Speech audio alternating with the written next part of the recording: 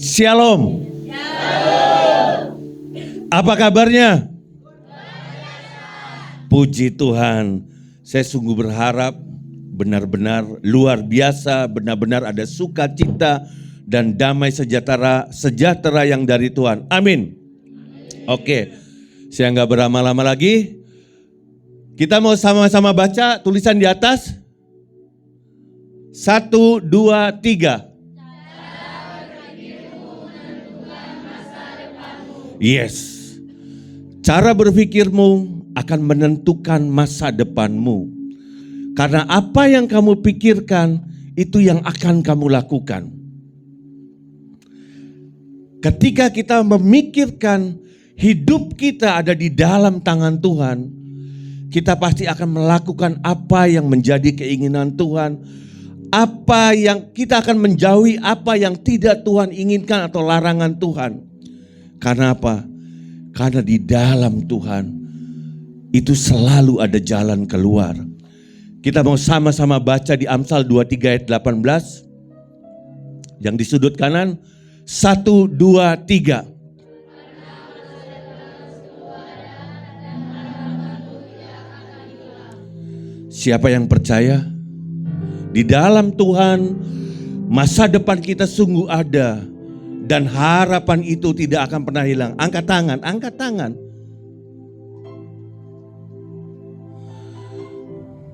Amin Tuhan. Karena dalam hidup ini kita terkadang gak bisa memilih. Kita harus dilahirkan melalui rahim siapa. Kita gak bisa memilih. Tapi kita mau jadi apa nanti, itu tergantung dari keputusan kita. Slide berikutnya. Nah, masa lalu tidak sama dengan masa depan. Siapa yang mau memiliki masa depan yang cerah?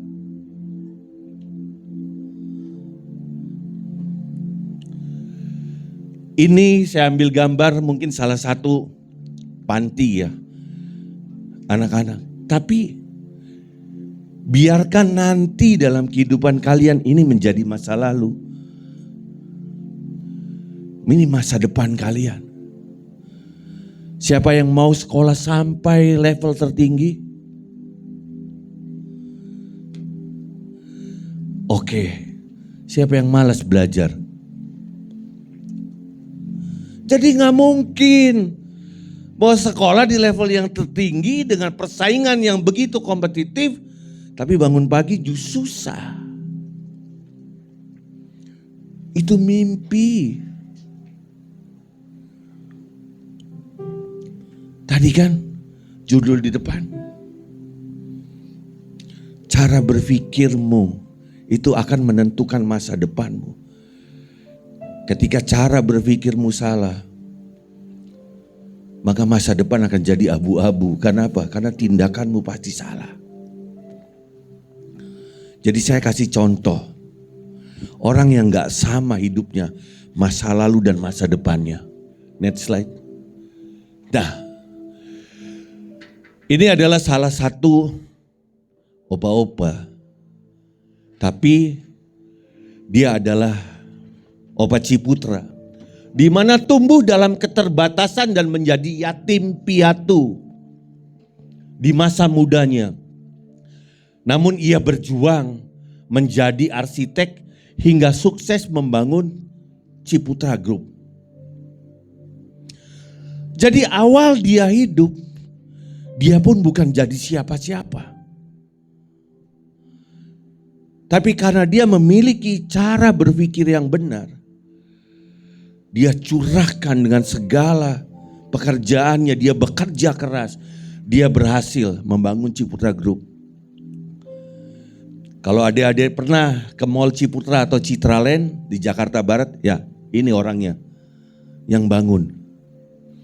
Kalau perumahan-perumahan Citra, ini orangnya. Ini orangnya, awalnya. Siapa yang suka Indomie? Makan Indomie pernah dong? Nah ini nih, opa-opa sebelah ini nih yang punya nih. Ini. Siapa yang goreng pakai minyak bimoli? Lah ini opa ini yang punya. Coba kita baca. Sudono Salim datang ke Indonesia sebagai perantau. Ia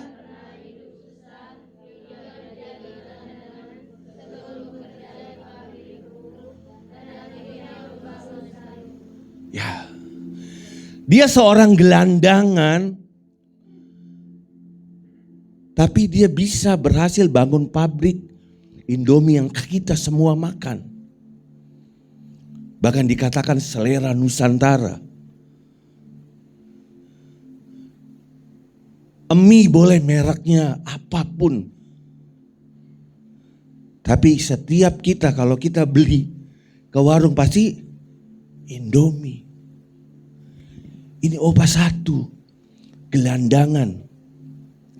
Dia merantau dari negeri Cina. Kalau saya pernah baca, dia juga pernah jadi tukang sol sepatu. Tapi dia bisa jadi orang yang paling kaya nomor 1 di Indonesia. Tapi beliau sekarang sudah meninggal. Nah, siapa yang mau sukses? Benar mau sukses? Harus berani sakit ikutin prosesnya. Jadi sukses itu gak ada yang gratis. Sukses itu butuh perjuangan. Sukses itu butuh pengorbanan.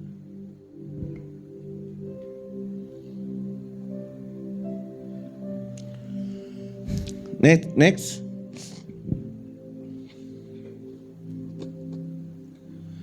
Kita sama-sama baca. 1, 2, 3.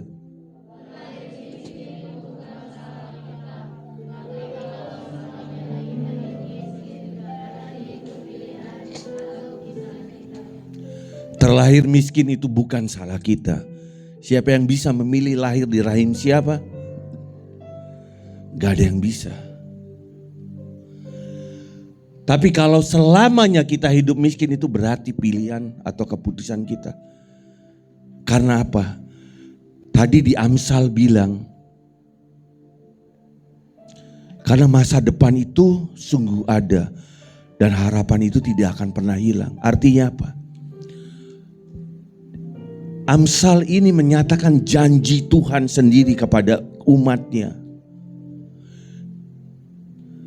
Tapi terkadang kita selalu mau duduk santai sambil nunggu dan cuma berdoa tapi nggak berusaha. Belajar juga mesti dikejar-kejar.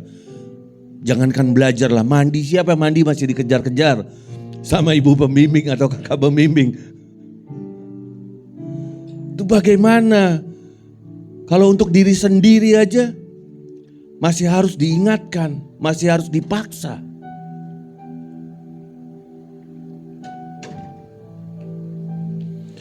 Jadi terlahir miskin itu bukan salah kita. Kalau selamanya kita hidup miskin berarti itu pilihan dan keputusan kita. Karena apa? Karena Tuhan telah berjanji di Amsal tadi. Tapi kalau kita sebagai anaknya kita nggak mau berusaha, sama lah. Kalian dari tempat ini kalian mau pulang nggak? Mau pulang, tapi nggak pernah ngelangkah nyampe ke tempat. Sama, setiap orang pasti kalau ditanya punya mimpi, mau punya masa depan indah, tapi kalau nggak pernah melangkah. Jadi yang paling penting kita perbaiki dulu apa yang ada di kepala kita. Next.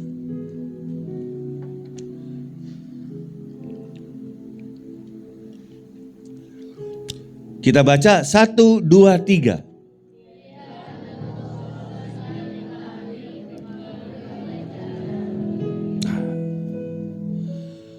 Jadi quotes tadi yang saya katakan di atas itu terlahir miskin itu saya dapat dari teman saya. Dia seorang anak yang hidupnya disia-siakan sama seorang ayah.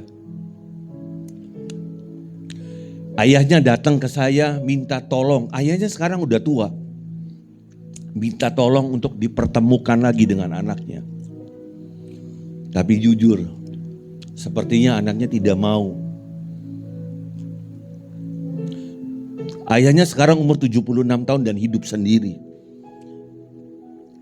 Saya bilang, ayah kamu gak bisa hidup tanpa kamu. Anaknya bilang, ya saya kenal ini. Terlahir miskin itu bukan salah saya. Bukan salah papa saya juga, tapi kalau sampai mati, dia bilang lebih kejam. Sampai mati dia itu miskin, artinya apa? Itu keputusan dia, salah dia. Karena dia bilang papa dia itu bukan papa yang baik. Papa dia itu hidupnya hanya berfoya-foya. Artinya apa? Pilihan atau keputusan itu yang kita ambil itu benar-benar dipengaruhi oleh pikiran. Hari ini saya gak berlama-lama, saya mau bagiin 4 cara berpikir yang membentuk masa depan yang cerah. Yang pertama, berpikir sesuai dengan kebenaran bukan perasaan. Orang yang punya masa depan cerah belajar mengisi pikirannya dengan kebenaran firman Tuhan. Bukan hanya ikut emosi, ketakutan, dan omongan orang. Jadi kalau apa yang kita pikirkan tidak sesuai dan tidak selaras dengan firman Tuhan, maka nanti yang akan kita lakukan itu melanggar firman Tuhan. Ujung-ujungnya apa? Melanggar yang namanya norma sosial, bahkan bisa melanggar hukum. Apakah pencuri itu selaras dengan firman Tuhan? Kan enggak.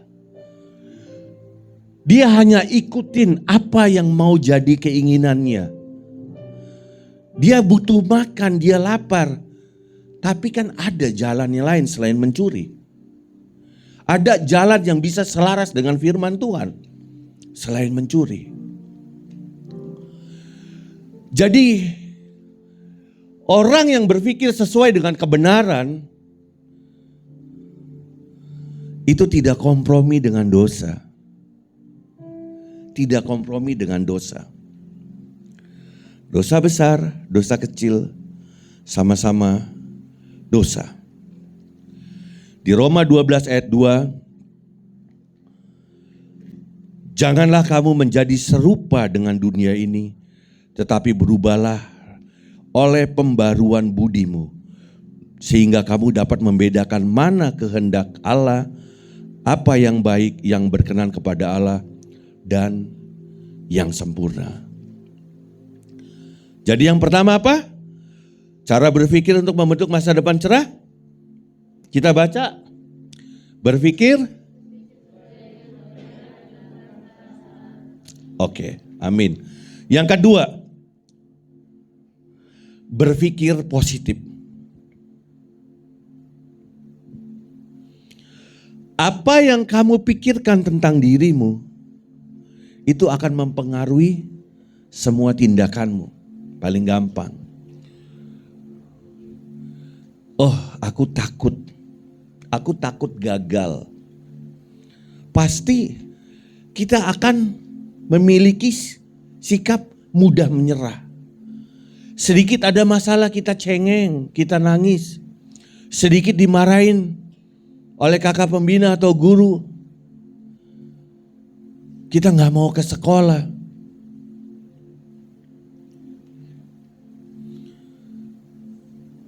Tapi kalau kita berpikir optimis, kita pasti bisa, kita pasti bisa. Pasti kita akan selalu cari cara untuk kita bisa menggapai, untuk kita bisa mencapai apa yang kita inginkan. Sama dalam hidup ini. Kalian mungkin masih dalam akademis ya, masih bersekolah. Tapi nanti ketika masa sekolah selesai, kalian harus benar-benar terjun di masyarakat di mana mungkin nanti kalian bekerja, kalian bertemu dengan jodoh atau apapun. Kalau kalian tidak bisa berpikir positif dan mudah menyerah, itu bahaya. Jadi masa depan akan abu-abu.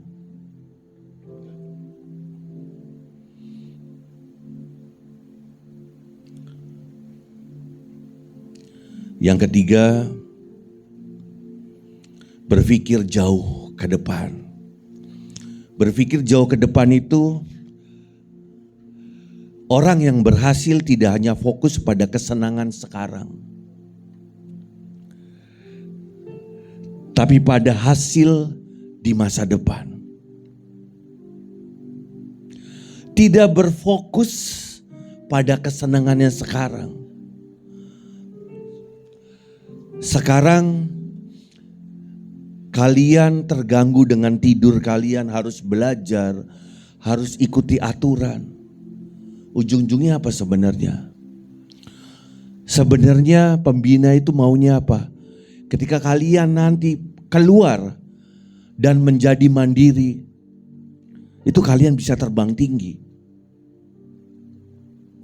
Kalian gak jadi orang yang cuma mau memuaskan diri sendiri. Karena apa?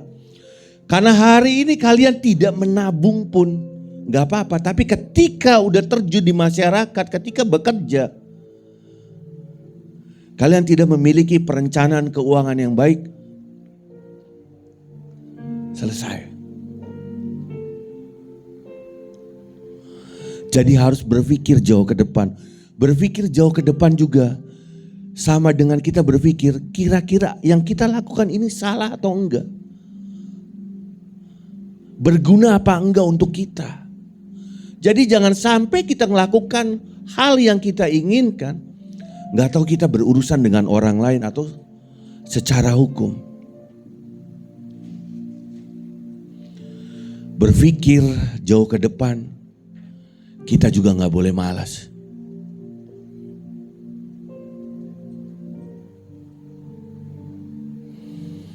Amsal 6 ayat 6 sampai 8. Hai pemalas, pergilah kepada semut, perhatikanlah lakunya dan jadilah bijak. Biarpun tidak ada pemimpinnya, pengaturnya, atau penguasanya, ia menyediakan rotinya di musim panas dan mengumpulkan makanan pada waktunya. Jadi,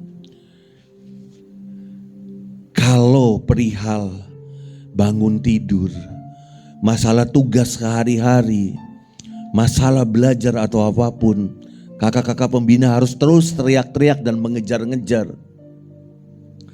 Sebenarnya itu semua bukan untuk kakak pembina, tapi beliau sedang melatih kita semua, melatih adik-adik untuk memiliki otot-otot yang kuat.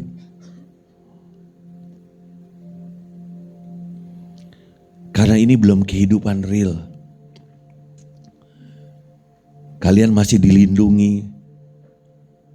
Tapi nanti ketika kalian lepas dan jadi mandiri. Kemudian yang keempat, berpikirlah bertanggung jawab. Tidak menyalahkan orang lain, keadaan atau masa lalu. Kenapa saya di sini? Bagaimana saya menjadi seperti ini?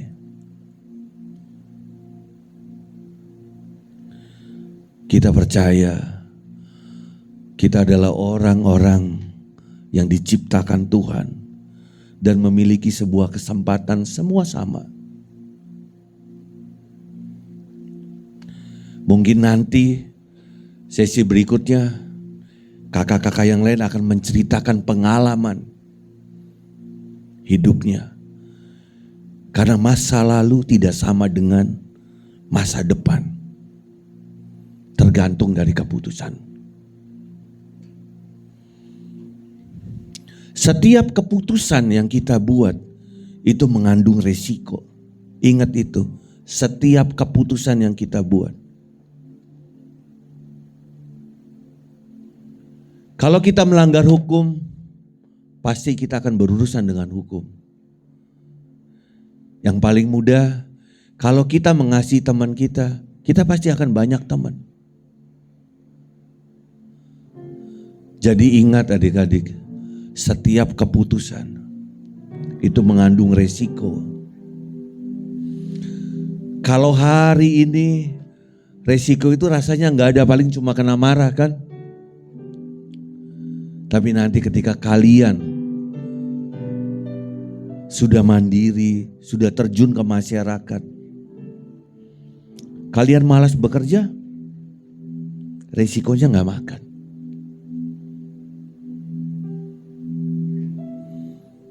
Saya percaya setiap ajaran,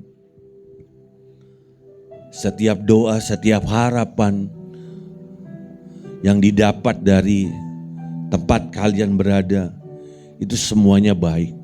Saya percaya. Jadi ayo, kalau memang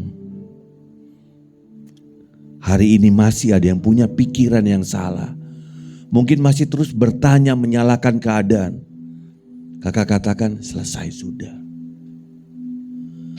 Kalian harus balik kanan, perbaiki pikiran kalian, dan songsong masa depan kalian sendiri.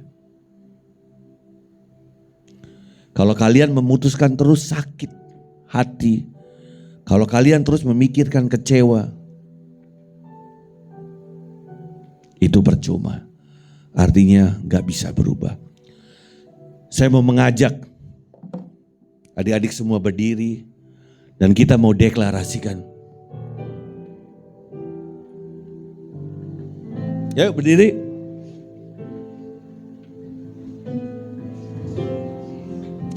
Ikutin saya semua ya.